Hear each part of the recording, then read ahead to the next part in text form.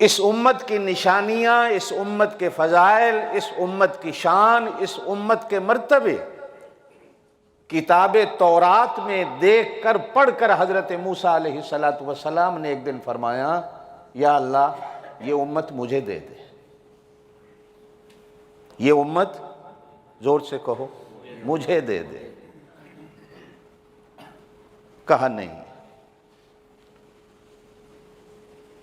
ये शान मर्तबे वाले नबी के लिए शान और मर्तबे वाली उम्मत है।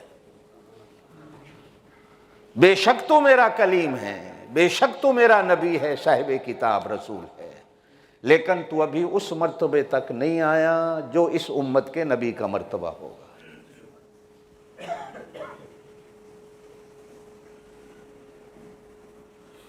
फिर कहा कि अगर ये उम्मत मुझे नहीं देता तो फिर मुझे इस उम्मत में से बना दे।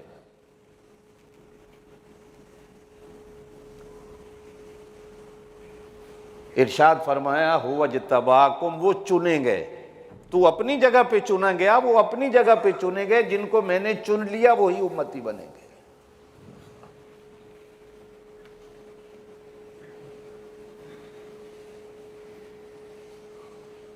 फिर अल्लाह पाक ने जो इस उम्मत को चुना,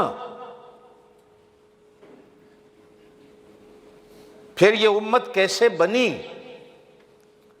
इस उम्मत को जो अल्लाह ने मकाम और मर्तबा दिया, जो जानते थे वो तो ले गए। आप और मैं चूंकि जानते नहीं इसलिए हम रह गए, लेकिन फिर भी लाखों नहीं करोड़ों बार उसका शुक्र अदा किया करो।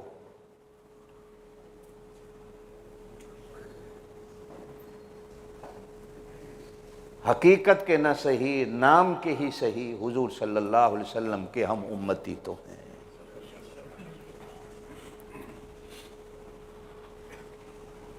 वो कहते हैं कि किसी खान साहब का एक घोड़ा था, बड़ा कीमती था, बड़ा खूबसूरत था, उसके पीछे चोर डाकू भी लगे हुए थे कि किसी टाइम इसको चुरा लें।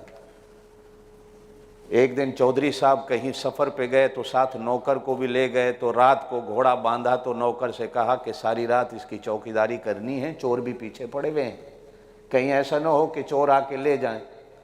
उसने कहा, चौधरी साहब आप फिक्र ही ना करें, सारी रात इसको खरखरा मारता रहूँगा, खिदमत करता रहूँगा, जागता रहूँगा।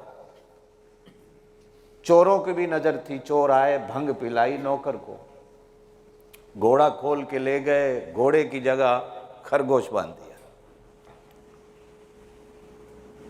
ये भंग में सारी रात सोया रहा, वो घोड़ा ले गए, अब खरगोश बंधा हुआ है। सुबह नाश्ता करके चौधरी साहब अगले सफ़र को तैयार हुए तो कहा कि भाई मेरे नौकर को उठाओ।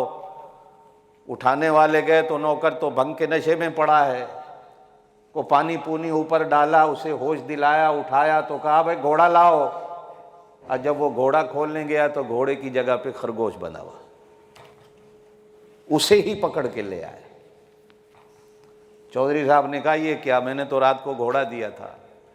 कहने लगा जी सारी रात खरखरा मारता रहा हूँ, घिस घिस के ये इतने ही रह गया, शुक्र करो इतना रह गया, अब इसे ही कबूल कर लो। हमने अपने आप को इतने खरखरे मार दिए, इतने खरखरे मार दिए, अंदर को भी बाहर को भी, हम यही रह गए।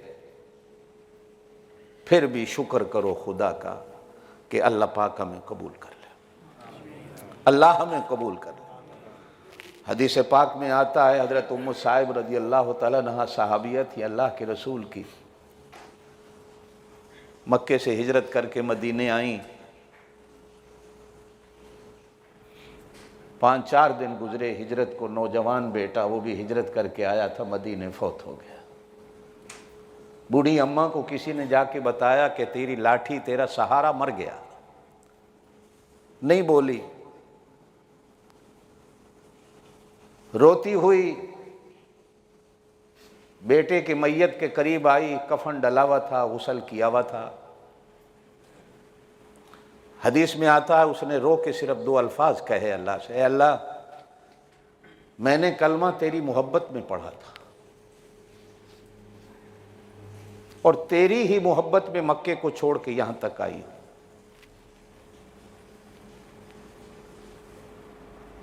दुश्मन यूं ना कहें, मजा ले लिया है इस्लाम का और हिजरत का कि जाते ही बेटा भी चला गया, बस दुश्मन को मौका ना दे। हदीस में आता है मरने वाला कफन को फाड़ के उठ के बैठ गया। हालांकि बुढ़िया ने यूं नहीं कहा इसे जिंदा कर दे, सिर्फ इतना कहा कि दुश्मन को मौका ना दे।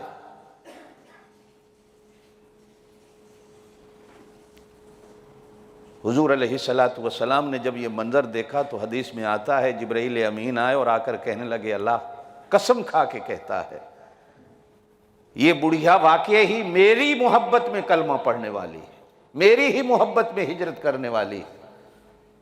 आज इसके मुंह से निकले हुए अल्फाज हमें इतने पसंद आए कि हमने इसके मुर्दा बेटे को जिंदा कर दिया। अगर को हमारा हो जाता है तो फिर हम उसके हो जाते। कभी उम्मत ये थी।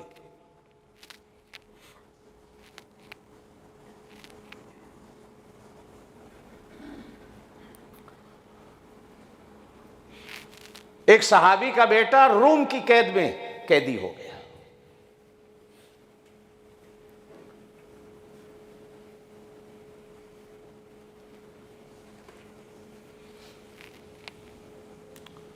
वो सहाबी अस्कलान के रहने वाले थे जो सऊदीया का बॉर्डर है, आगे उर्दन शुरू हो जाता है, वो इलाके शुरू हो जाते हैं।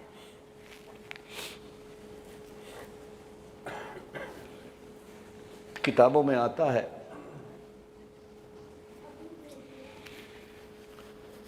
जब फजर की अजान होती तो मदीने में रहने वाला उस सहाबी का बाप नौजवान का घर की छत पे खड़े होकर आवाज देता था, बेटा फजर की नमाज का वक्त हो गया।